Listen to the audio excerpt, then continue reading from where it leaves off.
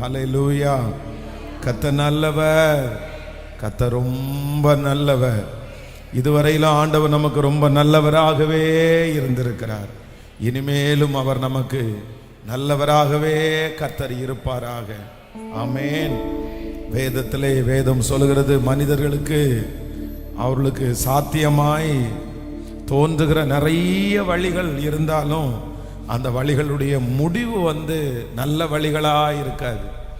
ஒரு தேவனுடைய பிள்ளையினுடைய வாழ்க்கையிலே நீங்கள் இந்த ஒரு பெரிய நோக்கத்தை வைத்து ஆண்டவர் நம்மளை அழைச்சிட்டு போகிறதுனால இப்போ நிறைய ஐடியாஸ், நிறைய எண்ணங்கள் நமக்குள்ளே தோன்றிட்டே இருக்கும். நிறைய யோசனைகள் தோன்றும். யார் ரொம்ப வெற்றி அடைய போகிறார்களோ அவர்களுக்கு முதல்ல தோன்றது என்னன்னா, மனசுக்குள்ள நிறைய தாட் அவங்களுக்கு வரும், ஐடியாஸ் நிறைய வரும்.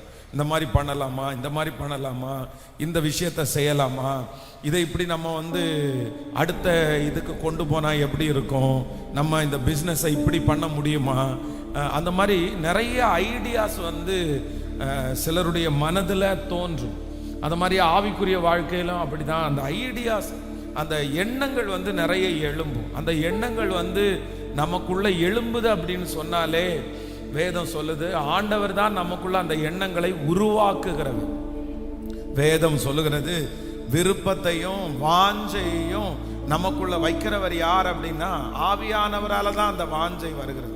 ஒரு மனுஷனுக்குள்ள இந்த மாதிரி பண்ணலாமா, இந்த மாதிரி செய்யலாமா அப்படின்ற விருப்பம் எல்லாருக்கும் உருவாகிறதெல்லாம் கிடையாது. எல்லாருக்கும் உருவாகாது, ஒரு சிலருக்கு மட்டும்தான் அது உருவாகும். அது யார் வெற்றி அடைய போகிறார்களோ அவர்களுக்கு தான் அந்த எண்ணங்கள் உருவாகும்.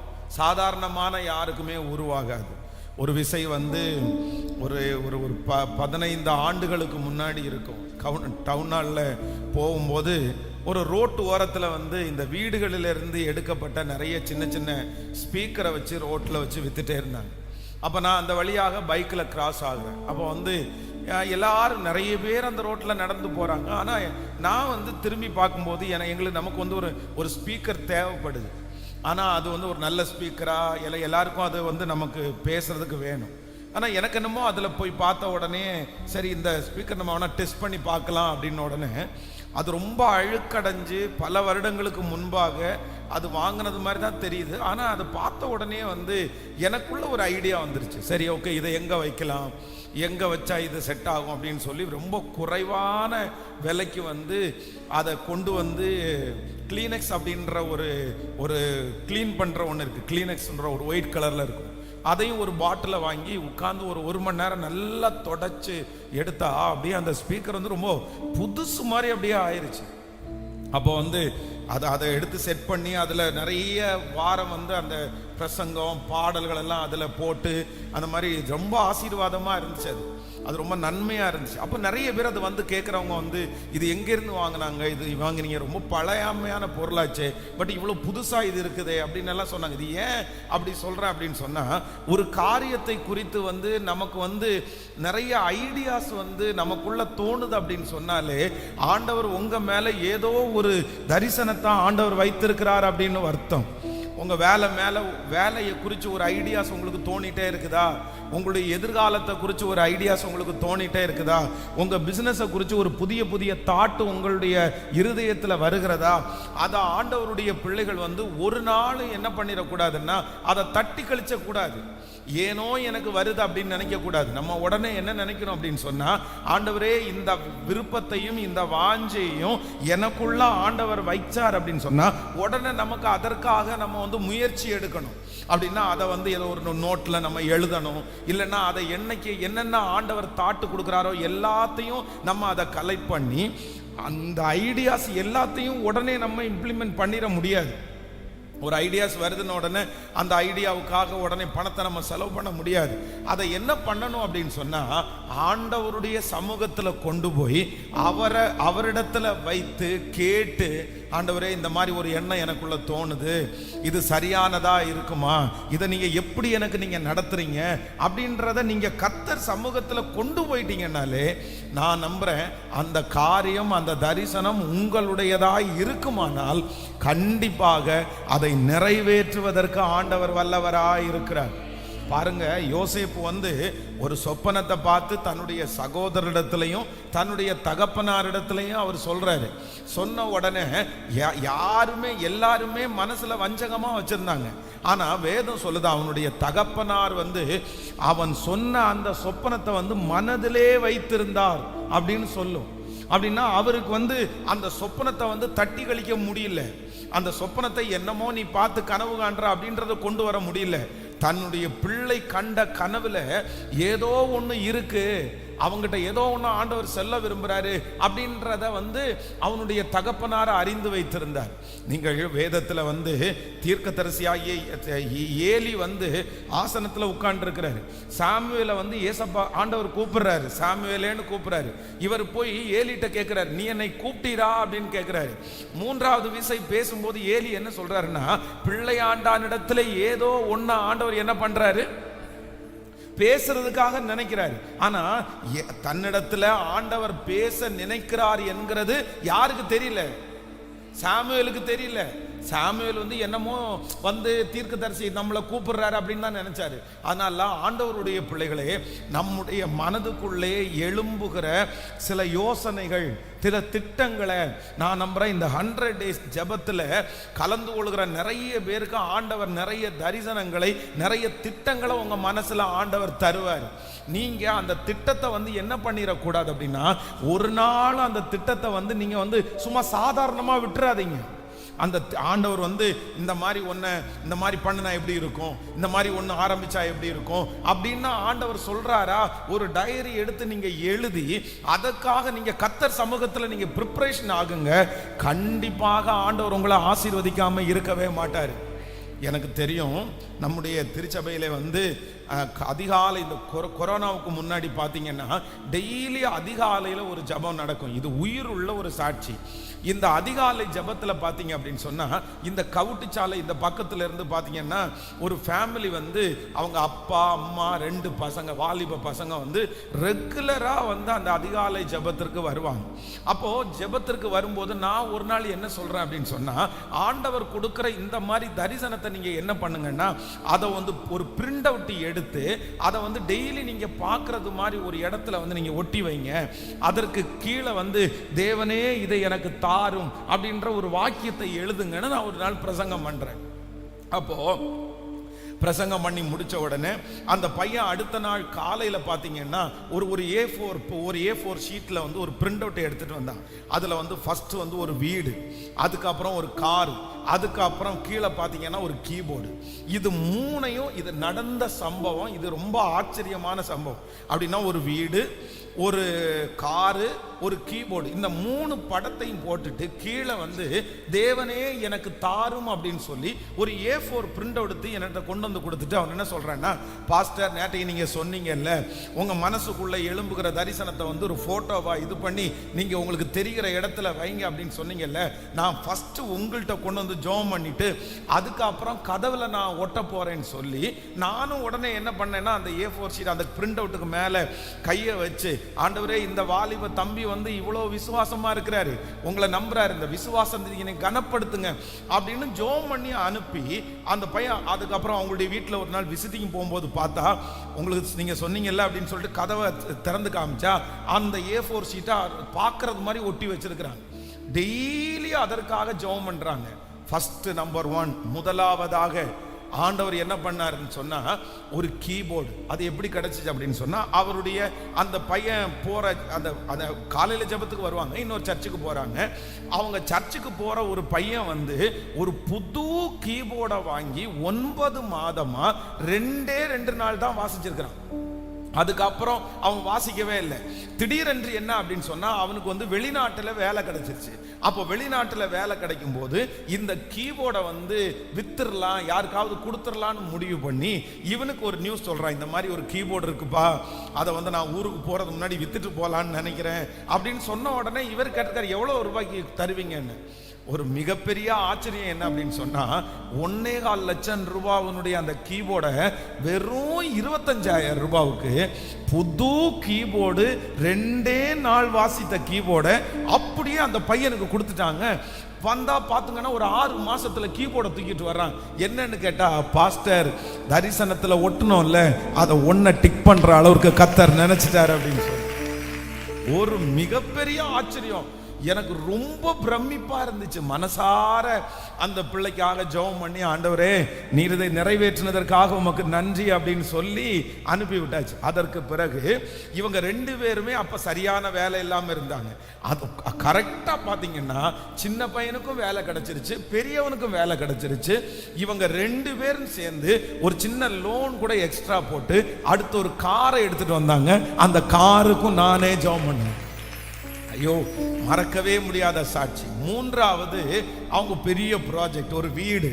அதே போல கவுண்டம்பாளையம் தாண்டி பார்த்தீங்க அப்படின்னு சொன்னா அவங்க எல்லாருமே ஃபேமிலியா சேர்ந்து ஒரு வீட்டுக்கு கொஞ்சம் பணம் ரெடியாகி அந்த வீடை கொடுத்து அந்த வீடையும் விலை பேசி கர்த்தர் அந்த வீடை வாங்குவதற்காக கர்த்தர் உதவி செய்தார். இதெல்லாம் பெரிய சாட்சி. அவன் அந்த கீபோர்டை வச்சு தரிசனத்தை வச்சு ஜெபம் பண்ணான் பாருங்களேன்.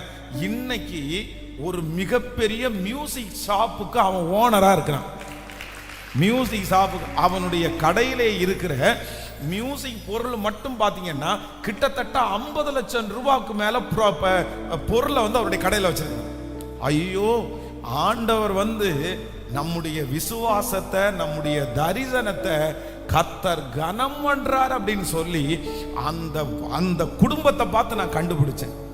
உண்மையிலே தம்முடைய நாமத்திற்காய் காண்பிக்கிற அன்புள்ள பிரயாசத்தை மறந்து விடுவதற்கு அவர் அநீதி உள்ள தேவன் அல்லவே அல்ல. அநீதி உள்ள தேவன் அல்ல.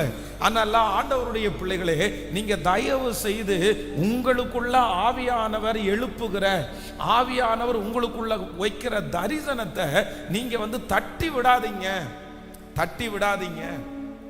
அது சும்மா உங்களுக்குள்ள வரல, சும்மா உங்களுக்குள்ள வராது. யோசேப்பினுடைய யாக்கோபினுடைய பிள்ளைகள் அத்தனை பேர் இருந்தாங்கல்ல, எல்லாருக்குமா அந்த சொப்பனம் கிடைச்சிருச்சு? யோசேப்புக்கு மட்டும்தானே சொப்பனம் கிடைச்சிருச்சு.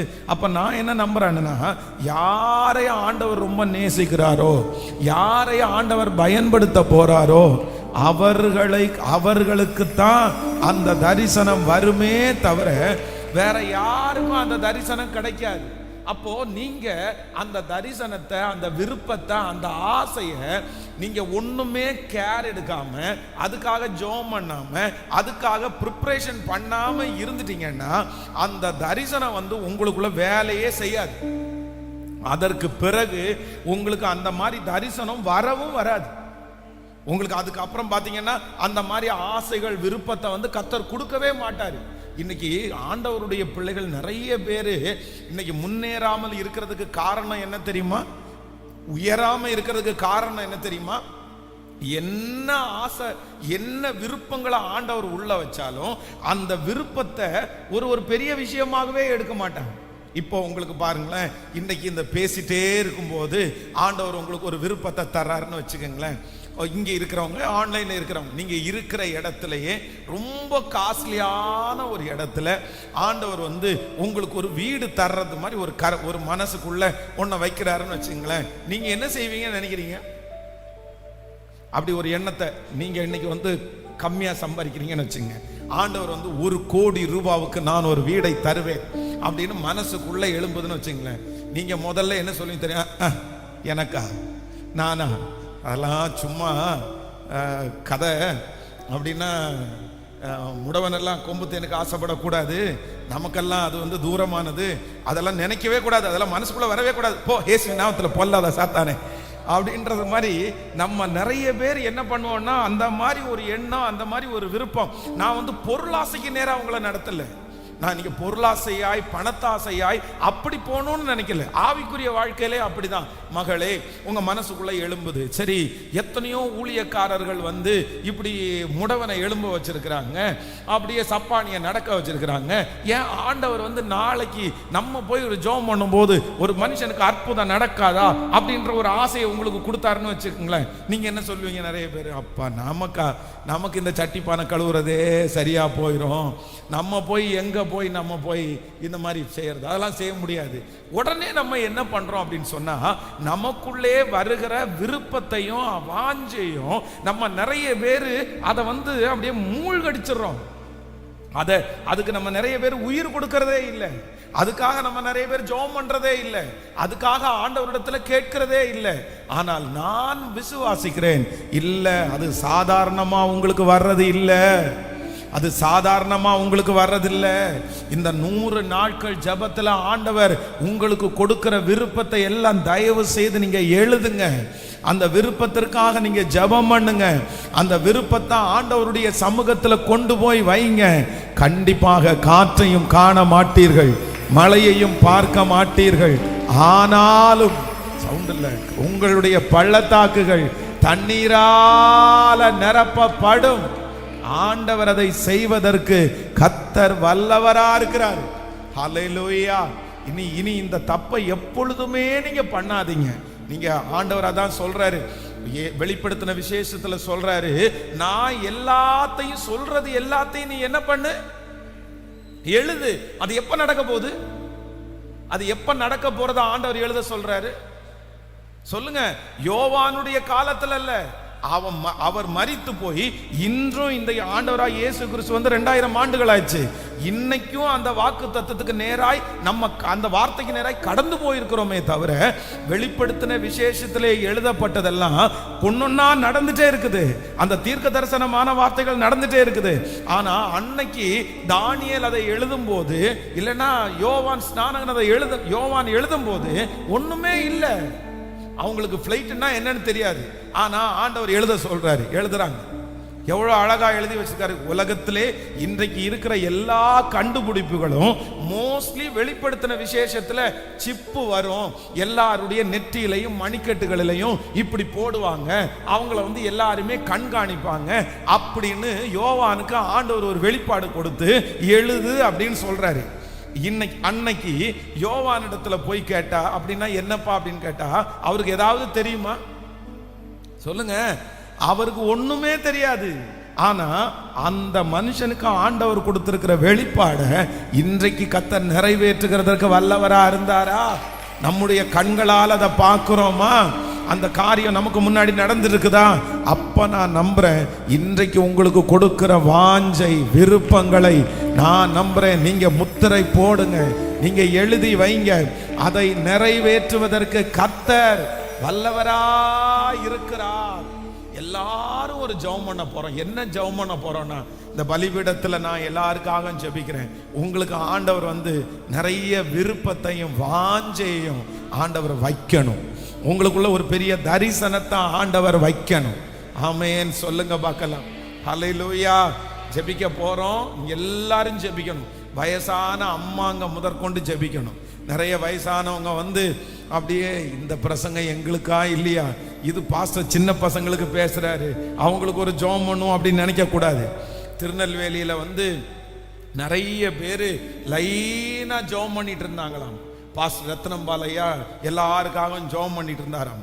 ஒரு பெரிய லைன் கூட்டமா நின்னுச்சாம்.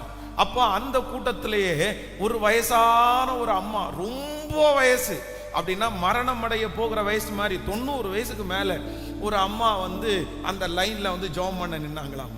ஜெபம் பண்ண நின்ன உடனே அந்த அம்மாட்ட கேட்டாராம், உங்களுக்கு எதுக்கு ஜெபம் பண்ணணும்னு கேட்டாராம். கேட்ட உடனே அந்த அம்மா சொன்னாங்களாம், எனக்கு 2 கண்ணும் நல்லா தெரியணும்னு ஜெபம் பண்ணுங்கன்னாராம். 90 வயசுல எனக்கு 2 கண்ணும் நல்லா. உடனே அவர் மனசுக்குள்ள நினைச்சாராம், ஏமா இத்தனை மணி நேரம் கத்தி கத்தி பிரசங்கம் பண்ணி இத்தனை 1000 பேருக்கு ஜெபம் பண்ணிட்டு இருக்கிறேன், உங்களுக்கு கண்ணு தெரிஞ்சா என்ன தெரியாட்டி என்ன, இன்னும் கொஞ்ச நாளைக்குள்ள தேவ சமூகத்துக்கு போறீங்க, நடந்து தானே வந்தீங்க. அந்த அளவுக்கு உங்க வயசுக்கு அளவுக்கு உங்களுக்கு என்ன தெரியுது, கண்ணு தெரியுது. இனி உங்களுக்கு அப்படியே டார்ச் வெளிச்ச மாதிரி கண்ணு தெரிஞ்சு அப்படி மனசுல நினைச்சாராமா. நினைச்சிட்டு சரி ஓகே ஜெபம் பண்ண வந்தாங்கன்ட்டு தலை மேல கைய வச்சு, இந்த அம்மா ஆசைப்படுறாங்க இந்த அம்மாவுக்கு கண் பார்வை நல்லா கிடைக்கணும்னு ஜெபம் பண்ணி திரும்பின உடனே அந்த அம்மா ஹல்லேலூயா சோத்திரம் சோத்திரம் அப்படின்னு கையை தட்டி, எனக்கு கண்ணு நல்லா தெரியுது, எனக்கு கண்ணு நல்லா தெரியுது, எனக்கு அவ்வளவு சத்தமா எனக்கு ஒரு வித்தியாசமா எனக்கு பார்வை கிடைச்சிச்சுன்னு அந்த அம்மா ஜெபம் பண்றாங்க.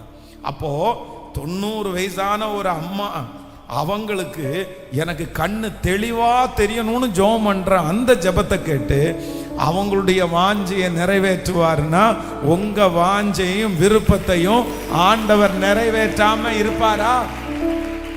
நிறைவேற்றாம இருப்பாரா? ஆனா இப்போ கதை என்ன அப்படின்னு சொன்னா, உங்களுக்கு எத்தனை பேருக்கு யோசனை வருதுன்னு தான் கதை. நிறைய பேருக்கு எனக்கு என்னமோ வெளிப்பாடு வருதா? உங்களுக்கு ஏதாவது ஆசை வருதா? விருப்பமும் வாஞ்சையும் ஏதாவது உங்களுக்குள்ள இருக்குதா? ஆண்டவரே, முதல்ல நீங்க வளர்றதற்கு முன்னாடி, நீங்க உயர்றதற்கு முன்னாடி, நீங்க ஆசீர்வதிக்கப்படுறதுக்கு முன்னாடி முதல்ல உங்களுக்குள்ள என்ன வரணும்னா, விருப்பத்தையும் வாஞ்சையும் ஆண்டவர் முதல்ல உங்களுக்குள்ள வைக்கணும். அந்த விருப்பமும் வாஞ்சையும் உங்களுக்குள்ள வந்தாதான் அடுத்த ஸ்டெப்பு உங்களால நகர்த்தவே முடியும். அப்பதான் நீங்க ஆசீர்வதிக்கப்படுவதற்கு நீங்க ஸ்டார்ட் பண்ணுவீங்க. அதனால எல்லாரும் முழு பலத்தோட ஆண்டவரிடத்துல கேட்க போறோம். இதை ஒரு ஜெப குறிப்பாகவே நீங்க ஜெபம் பண்ணுங்க. என்ன ஜெபம் பண்ணுங்கன்னா, எனக்குள்ள அந்த விருப்பத்தை வைங்க ஆண்டவரே, எனக்குள்ள அந்த ஆசையை வைங்க ஆண்டவரே, எனக்குள்ள ஒரு தரிசனத்தை கொடுங்க ஆண்டவரே. ஒருவேளை அப்படி யாராவது ஒருத்தருக்குள்ள உங்களுக்குள்ள நிறைய தரிசனம் இருக்கா? தரிசனம் இருந்தா, எனக்கு இந்த மாதிரி தரிசனம் எல்லாம் இருக்குது, இதை உங்க சமூகத்துல நான் வைக்கிறேன், இந்த ஐடியாவை உங்க சமூகத்துல வைக்கிறேன், நீங்க கர்த்தர் சமூகத்துல வச்சிருங்க. கர்த்தர் அதற்கு சீக்கிரமாய் உயிர் கொடுக்கிறதற்கு கர்த்தர் வல்லவராய் இருக்கிறார். ஆமென் சொல்லுங்க பார்க்கலாம். ஜெபம் பண்ணலாமா? எல்லாரும் ஜெபம் பண்ணலாமா? அந்த வாஞ்சைய, உங்க பிசினஸ் அடுத்த லெவல் கொண்டு போகக்கூடிய ஒரு விருப்பத்தை, ஒரு வாஞ்சைய கர்த்தர் தரணும். இந்த சமுதாயத்துல சாட்சியாய் நிற்கக்கூடிய அந்த விருப்பத்தையும் அந்த வாஞ்சையும் ஆண்டவர் உங்களுக்கு தரணும். உங்கள் பிள்ளைகளை குறிச்ச ஒரு விருப்பத்தை வாஞ்சையும் ஆண்டவர் தரணும். ஊழியத்தை குறிச்ச ஒரு வாஞ்சையும் விருப்பத்தையும் ஆண்டவர் தரணும். பரிசுத்த வாழ்க்கையை குறிச்ச வாஞ்சையும் விருப்பத்தையும் ஆண்டவர் தரணும். இந்த வேதத்தை குறித்து தியானிக்கிறதுக்குரிய விருப்பத்தையும் வாஞ்சையும் எனக்குள்ள தரணும். கேளுங்க அப்பா, எனக்குள்ள விருப்பத்தையும் வாஞ்சையும் வைத்திருங்க ஆண்டவரே. காற்றை நாம் காணுவதில்லை, ஆமென், மழையையும் நான் பார்ப்பதில்லை, ஆனாலும் எங்க வாய்க்கால்களை தண்ணீரால் நிரப்ப பண்ணுகிற கர்த்தர் எங்களுக்கு நல்லவராயிருக்கிறார் ஆண்டவரே. வேறு எங்கிடந்தும் இல்லை, வேறு எவரிடமும் இல்லை. உங்க சமூகத்திலிருந்து அந்த ஆசீர்வாதம் வரும். நல்ல ஜெபம் பண்ணுங்க முழு பலத்தோட.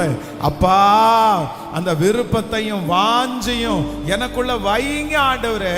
நீர் எப்பேற்பட்ட சூழ்நிலையிலே இருந்தாலும் அந்த விருப்பத்தையும் வாஞ்சையும் நிறைவேற்றுகிற கர்த்தர். ஹல்லேலூயா, ஆமென், ஆமென். கவனிங்க ஆண்டவருடைய பிள்ளைகளே, ஆண்டவர் வாஞ்சையும் விருப்பத்தையும் தரிசனத்தையும் உங்களுக்குள்ள வைக்கும் போது உங்களுக்கு ஒண்ணுமே இருக்காது, ஒண்ணுமே இருக்காது. நீங்க வெறுமனையா தான் இருப்பீங்க, வெறுமனையா தான் இருப்பீங்க. மோசே மேல ஆண்டவர் திட்டத்தை வைக்கும் போது அவனுக்கு என்ன இருந்துச்சு? அதே போல யோசேப் மேல ஆண்டவர் திட்டத்தை வைக்கும் போது என்ன இருந்துச்சு? தாவீதை கர்த்தர் ராஜாவா அபிஷேகம் பண்ணும்போது என்ன இருந்துச்சு? ஒண்ணுமே கிடையாது. அப்போ உங்களுக்குள்ள ஒரு ஆசை, விருப்பம், தரிசனம் வரும்போது உங்களுக்கு எதுவும் இருக்காது. ஆனா நீங்க கவலைப்படாதீங்க, எனக்கு ஏன் இது வருது அப்படின்னு நினைக்காதீங்க. உங்களை அதற்கு நேராக கொண்டு போகிறதற்காகத்தான் கர்த்தர் இந்த தரிசனத்தை கிருபையாய் உங்க மேல கர்த்தர் வச்சிருக்கிறார். அந்த ஆசீர்வாதத்திற்கு நேராக நீங்கள் கொண்டு போகப்படுவீர்கள். ஆமென். இன்றைக்கு இந்த ஜெப குறிப்பை மட்டும் விட்டுறாதீங்க. நாளையிலிருந்து கர்த்தருக்கு சித்தமானா தயவு செய்து உங்க கையில ஒரு டைரியை வைங்க, ஒரு டைரியை வைங்க. அந்த டைரியில ஆண்டவர் உங்களுக்கு கொடுத்திருக்கிற தரிசனத்தை எல்லாம் தயவு செய்து நீங்க எழுதுங்க, நீங்க எழுதுங்க. நீங்க அதை விசுவாசிங்க. ஆண்டவர் இந்த மாதிரி என்னை கொண்டு இந்த மாதிரி செய்வேன்னு கர்த்தர் சொல்றாரு அப்படின்னு எழுதுங்க. எனக்கு இந்த மாதிரி ஒரு யோசனை தோணுதுன்னு நீங்க எழுதுங்க. நான் நம்புறேன், சீக்கிரமாய் அதற்கு வேண்டிய வழிகளை கர்த்தர் ஒருவரே திறப்பார். அதற்கு வேண்டிய ஆட்களை ஆண்டவரே கொண்டு வருவதற்கு கர்த்தர் வல்லவரா இருக்கிறார். ஹல்லேலூயா. நான் வந்து ஒரே ஒரு தரிசனம் பாருங்களேன். ஒரு 18 ஆண்டுகளுக்கு முன்னாடி கோயம்புத்தூர்ல ஆர்எஸ் புரத்துல ஒரு கலையரங்கத்துல வச்சு ஒரு பாஸ்டேஜ் மீட்டிங் நடக்கிறது. அந்த பாஸ்டேஜ் மீட்டிங்க்கு நான் புக் பண்ணல. அதுக்கு 100 ரூபாய் கொடுத்து முன்பதிவு செய்யணும். ஆனா நான் முன்பதிவு செய்யல. இன்னைக்கு பாஸ்டேஜ் மீட்டிங் நடக்கிறது. கோயம்புத்தூர்ல இருக்கிற பாஸ்டர் சாமுவேல் அப்படின்ற ஒரு அங்கிள், ஒரு பாஸ்டர் வந்து எனக்கு கால் பண்ணி, பாஸ்டர் இந்த மாதிரி கோயம்புத்தூர்ல ஒரு பாஸ்டேஜ் மீட்டிங் நடக்குது, நீங்க புக் பண்ணிட்டீங்களான்னு கேட்டார். ஐயோ இல்ல பாஸ்டர், நான் புக் பண்ணல அப்படின்னு சொன்ன உடனே ஒன்றும் பிரச்சனை இல்லை, நான் வந்து இன்னொரு பாஸ்டருக்காக ஒரு புக் பண்ணினேன், அவர் வரலன்னு சொன்னாரு, நீங்க வேணா வர்றீங்களான்னு கேட்டாரு. அப்படி எதேர்ச்சியா பிளான் பண்ணாம இன்னொரு பாஸ்டர் புக் பண்ண அந்த 100 ரூபாவுக்கு நான் போறேன். சரி, அவர் இங்கே வந்து என்ன வந்து பைக்கில் அவருடைய வண்டியிலே கூட்டிட்டு போறாரு. 2 பேரும் சேர்ந்து போறோம். என்ன நான் வந்து முன்னாடி ஒரு 3வது ரோவிலே போய் உட்கார்ந்துட்டேன். கிட்டத்தட்ட 1500 பாஸ்டர்ஸ்க்கு மேல வந்திருக்கிறாங்க அந்த ஆர்எஸ் புரத்தில் இருக்கிற கலையரங்கத்தில். அப்போ பிரசங்கம் பண்றதற்கு தேவ மனுஷன் எழும்பி நிற்கிறார். அப்படியே எழும்பி நின்று அவர் பிரசங்கம் பண்ண ஆரம்பிச்சா உள்ள போகும்போது பாத்தீங்கன்னா எல்லாருடைய கையிலையுமே வந்து ஒரு மாதிரி வந்து ஒரு நோட் பேட் ஒன்று கொடுத்து விட்டாங்க. ஒரு 6-7 சீட் இருக்கிறதுக்கு ஒரு நோட் பேடு, ஒரு பென்னு கொடுத்து விட்டாங்க. அவர் சொல்ற வார்த்தை எல்லாத்தையுமே ஆண்டவர் என்னமோ என் கூடயே வந்து ஒன்னதான் அப்படி பண்ண போறேன் அப்படின்றது மாதிரி தெரிஞ்சிச்சு.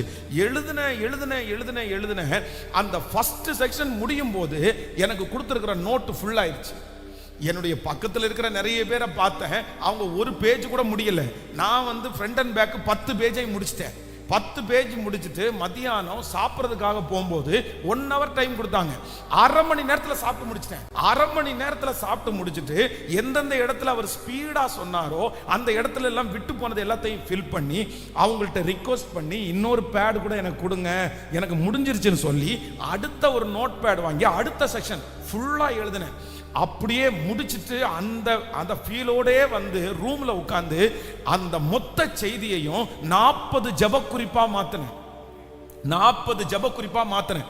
அந்த மொத்த செய்தியை எடுத்து அதை திரும்பி எடுத்து அதை 40 பிரேயர் ரிக்வெஸ்டா மாத்தி அந்த பிரேயர் ரிக்வெஸ்டை இன்னொரு டைரியில எழுதி ஒவ்வொரு வருஷமும் 21 நாள் ஜெபத்துல அந்த 40 ஜெப குறிப்புகளுக்காக ஜெபம் பண்ண ஆரம்பிச்சேன். இன்னைக்கு நான் நம்புறேன் கிட்டத்தட்ட அதுல 35 ஜெப குறிப்புக்கு மேல என் வாழ்க்கையில அப்படியே நிறைவேறி இருக்கிறத என் கண்கள் கண்டிருக்கிறது. அன்னைக்கு அந்த ஜெப குறிப்பா அவர் சொன்ன வார்த்தைகளை, கர்த்தர் பேசின வார்த்தைகளை உள்ளுக்குள்ள எழும்பின அந்த ஆசை, அந்த விருப்பத்தை, அந்த விரும்புற அன்னைக்கு ஒண்ணுமே கிடையாது. நான் ஜீரோ. நான் அப்படி ஒரு தரிசனம், அப்படி ஒரு பெரிய காரியம் ஒண்ணுமே இல்லை. ஆனா இன்றைக்கு அந்த விருப்பத்தையும் அந்த வாஞ்சையும் கர்த்தர் தான் எனக்குள்ள வச்சாரு. அது எல்லாத்தையும் இன்றைக்கு நிறைவேற்றுகிறதை என் கண்களால பார்க்கிறேன். அப்ப நான் நம்புறேன் உங்களுக்கு கர்த்தர் செய்ய மாட்டாரா? வாலிப தம்பி, உனக்குள்ள எழும்புகிற திட்டம், உனக்குள்ள எழும்புகிற ஆசைகள், விருப்பங்கள், அது கர்த்தர் உங்களுக்கு வச்சிருக்கிற தீபம். இன்னைக்கு ஒருவேளை சூழ்நிலை சரியில்லாம இருக்கலாம், இன்னைக்கு ஒருவேளை தட்டி கொடுக்கிறதுக்கு யாரும் இல்லாம இருக்கலாம். ஆனா ஒரு நாள் காற்றை காண மாட்டீர்கள், மழையை பார்க்க மாட்டீர்கள், உங்கள் வாய்க்கால்கள் தண்ணீரால் நிரப்பப்படும். கர்த்தரே அதை கொண்டு வருவார். ஆண்டவரே அதற்கு நேராய் நம்மை நடத்துவார். ஆண்டவரே அந்த காரியத்தை கிருபையாய் வாய்க்க பண்ணுவார். ஹல்லேலூயா. ஆண்டவரே எங்களுக்குள்ளே விருப்பத்தையும் வாஞ்சையும் வைக்கிற கர்த்தர், அந்த விருப்பத்தையும் வாஞ்சையும் வைத்து அதற்கு நேராக நம்மளை நகர்த்தி கொண்டு போகிற கர்த்தர். இடையில போராட்டங்கள் வரும், சூழ்நிலைகள் வரும், அது நடக்காது அப்படின்ற ஒரு சிச்சுவேஷன் எல்லாம் நம்முடைய வாழ்க்கையில வரும். ஆனா நம்ம வந்து தயங்கவே வேண்டாம், பயப்படவே வேண்டாம். விருப்பத்தை வச்சவர், வாஞ்சைய வச்சவர், ஆசைய வச்சவர் உங்களுக்கு நிறைவேற்றாம போகவே மாட்டார். ஹல்லேலூயா. இந்த 100 நாட்களும் கர்த்தர் எதற்காக நம்மளை வேறு பிரிச்சிருக்கிறார் தெரியுமா? ஆண்டவர் நம்ம கூட இருக்கிறார், நம்மளை கொண்டு செய்ய போறாருன்றது எப்படி தெரியும் அப்படின்னா, நமக்குள்ளே ஒரு உத்திவேகம் வரும், உங்களுக்குள்ளே ஒரு பிரகாசம் வரும், உங்களுக்குள்ளே ஒரு வாஞ்சை வரும், விருப்பம் வரும், ஒரு தரிசனம் வரும். அது வந்துச்சுன்னா கர்த்தர் உங்க தலை மேல தீபத்தை வச்சிட்டாருன்னு அர்த்தம். உங்க மேல ஆண்டவர் விஷனை வச்சிட்டாருன்னு அர்த்தம். அதற்கு நீங்க ஒப்பு கொடுத்தா மட்டும் போதும். ஏற்ற நேரத்துல, ஏற்ற சமயத்துல அதற்கான காரியங்களை கர்த்தரே கைகூடி வர பண்ணுவதற்கு ஆண்டவர் வல்லவரா இருக்கிறார். இது ஒருத்தருக்குரிய செய்தி இல்ல, இது ஒருத்தருக்குரிய செய்தி இல்ல, இது எல்லாருக்குரிய செய்தியும். நீங்க ஒவ்வொரு ஆண்டவருடைய பிள்ளைகளும், அம்மாவா இருந்தாலும் அப்பாவா இருந்தாலும் சிஸ்டர்ஸ், பிள்ளைங்க கூட அப்படி நினைக்க கூடாது. சில பிள்ளைங்களுக்கு அப்படிதான் நினைப்பாங்க. எப்ப பாருங்க, நான் பெண்ணா பிறந்துட்டேன் அதனால இந்த சமுதாயத்துல நிக்க முடியாது, நான் பெண்ணா பிறந்துட்டேன். எப்படி ஐயா? அப்ப ஏன் எஸ்தர் ராஜாத்தி பெண்ணு தானே, அவங்க இது பண்ணலையா? எத்தனையோ பேர் ஆண்டவர் பெண்களை ஊழியத்துல பயன்படுத்தி இருக்கிறாரு, குடும்பத்துல அவங்கள பயன்படுத்திட்டு இருக்கிறாரு. அதனால நான் நம்புறேன், கர்த்தருடைய பார்வையிலே ஆண் என்றும் இல்லை பெண் என்றும் இல்லை.